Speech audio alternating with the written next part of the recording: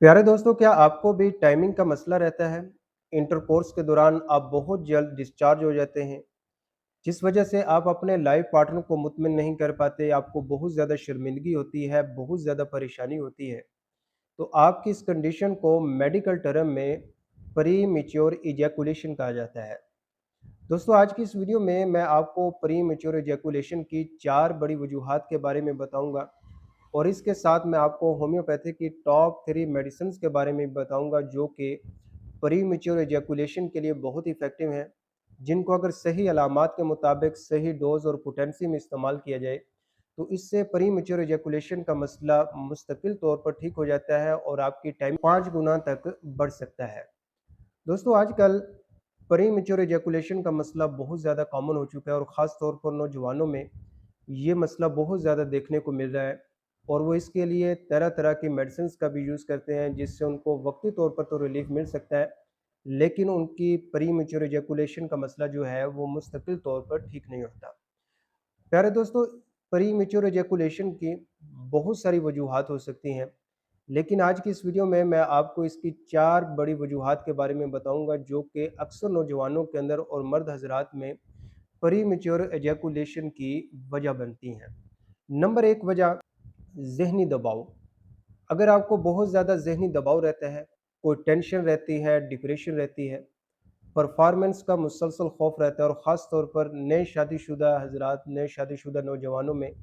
ये खौफ बहुत ज़्यादा होता है कि वो परफॉर्म कर पाएँगे या परफॉर्म नहीं कर पाएँगे। जिस वजह से उनके दिमाग और असाब के दरमियान कनेक्शन कमज़ोर हो जाता है, जिस वजह से वो इंटरकोर्स के दौरान बहुत जल्द जो है वो डिस्चार्ज हो जाते हैं। नंबर 2 वजह आपकी जो प्री मैच्योर एजैकुलेशन की सबसे बड़ी वजह बनती है, वो हाइपर सेंसिटिवनेस है। दोस्तों, अक्सर लोगों के अंदर जिस्म में बहुत ज़्यादा सेंसिटिवनेस होती है और ख़ास तौर पर उनके अज़ूए तनासल के अंदर बहुत ज़्यादा सेंसिटिवनेस होती है। जैसे ही वो उसे टच करते हैं, फ़ौरन से जो है उनका इंज़ाल हो जाता है वो और अपने जो असाब हैं, वो उन पर कंट्रोल नहीं रख सकते, जिस वजह से उनको प्री मैच्योर इजैकुलेशन का मसला हो जाता है। नंबर 3 वजह गलत आदात। अगर आप किसी गलत जिनसी आदात के अंदर मुब्तला हैं, ख़ास तौर पर अगर आप मुश्तनी के आदी हैं और इसी तरह अगर आप पोर्न वीडियोज़ देखते हैं, तो उसकी वजह से भी आपको प्री मैच्योर एजैकुलेशन का मसला हो सकता है। प्यारे दोस्तों, अगर आप मुसलसल पोर्न वीडियोज़ देख रहे हैं, इसी तरह आप मुश्तज़नी के आदी रहे हैं, तो उसके दौरान आपकी ये कोशिश होती है कि आप अपने आप को जल्द अज़ जल्द डिस्चार्ज करें और यही आदत जो है आपकी शादी के बाद भी बरकरार रहती है, जिस वजह से आपको प्री मैच्योर एजैकुलेशन का मसला रहता है और ये जो वजह है, ज़्यादातर जो है ये जिस्मानी होती है और ये आदतन होती है। नंबर 4 वजह असाबी कमज़ोरी। प्यारे दोस्तों, अगर आपके जिस्म के अंदर बहुत ज़्यादा असाबी कमज़ोरी है, वो आपको किसी भी वजह से है, नींद की कमी की वजह से है या कि ग़िज़ा की कमी की वजह से है और इसी तरह या कि आपको जिस्मानी कमज़ोरी रहती है, तो उसकी वजह से भी आपके जो असाब हैं वो कमज़ोर हो जाते हैं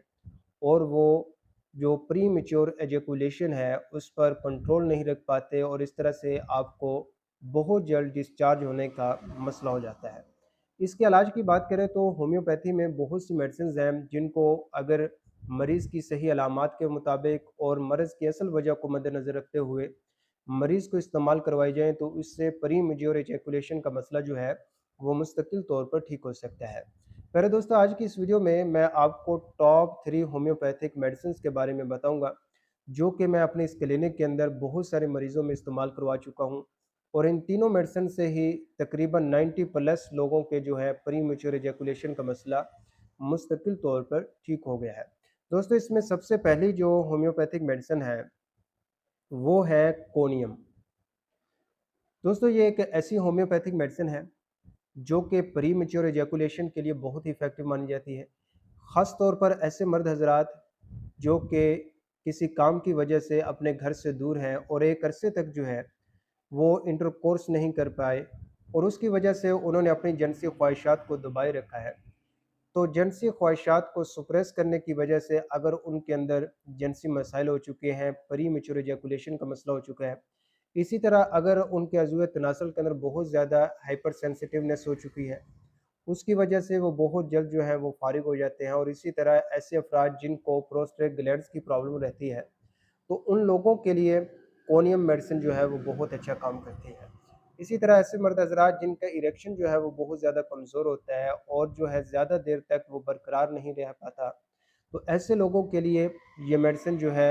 उनके इरेक्टाइल डिस्फंक्शन को भी ठीक कर सकती है। और इसी तरह जो प्री मैच्योर इजैकुलेशन का मसला है, वो भी इस होम्योपैथिक मेडिसिन इस्तेमाल करने से ठीक हो सकता है। दोस्तों, इस मेडिसिन को 200 पोटेंसी के अंदर 5 कतरे रोज़ाना 2 घूंट ताज़ा पानी के अंदर हल करके 1 माह तक रेगुलर यूज़ किया जाए। दोस्तों, जो दूसरी होम्योपैथिक मेडिसिन है, वो मेडिसिन है कैलेडियम। दोस्तों, ये भी एक ऐसी होम्योपैथिक मेडिसिन है जो कि प्री मैच्योर इजैकुलेशन के लिए बहुत इफ़ेक्टिव है। ख़ास तौर पर ऐसे मर्द हज़रात जिनकी जिनसी ख्वाहिशात बहुत ज़्यादा होती हैं, लेकिन जैसे ही वो परफ़ॉर्म करने की कोशिश करते हैं, फ़ौरन से जो है उनको डिस्चार्ज हो जाता है और इसी तरह जो है वो अपने अज़ूए तनासल के अंदर इरेक्शन को बरकरार नहीं रख पाते। तो ऐसे लोगों के लिए ये होम्योपैथिक मेडिसिन जो है वो बहुत अच्छा काम करती है। और इसके इस्तेमाल से जो प्री मैच्योर इजैकुलेशन की प्रॉब्लम है, और ख़ास तौर पर ऐसे मर्द हज़रात जिनके अंदर जिनसी ख्वाहिशात बहुत ज़्यादा हैं, लेकिन वो अमली तौर पर इसको परफ़ॉर्म नहीं कर पाते, उनके लिए ये मेडिसिन जो है वो बहुत अच्छा काम करती है। दोस्तों, इस मेडिसिन को 200 पोटेंसी के अंदर 5 कतरे रोज़ाना 2 घूंट ताज़ा पानी के अंदर हल करके इस्तेमाल किया जाए और इस मेडिसिन को भी 1 माह तक रेगुलर यूज़ किया जाए। दोस्तों, जो तीसरी होम्योपैथिक मेडिसिन है, इस मेडिसिन का नाम है नूफरलुटम। दोस्तों, ये एक ऐसी होम्योपैथिक मेडिसिन है जो कि ऐसे लोगों के लिए बहुत इफ़ेक्टिव है जो कि पास्ट हिस्ट्री के अंदर नौजवानी में किसी गलत आदत का शिकार रहे हैं, बहुत ज़्यादा पोर्न वीडियोस देखते रहे हैं, इसी तरह मुश्तज़नी करते रहे हैं, या ऐसे नौजवान या ऐसे मर्द हज़रात जिनको बहुत ज़्यादा कसरत के साथ एहतलाम होता रहा है या जरियान की प्रॉब्लम रही है, और इसी तरह जो है उनकी जिनसी ख्वाहिशात जो है वो मुकम्मल तौर पर ख़त्म हो चुकी हैं। इसके साथ साथ उनको ठीक तरह से अज़ूए ख़ास के अंदर इरेक्शन नहीं होता,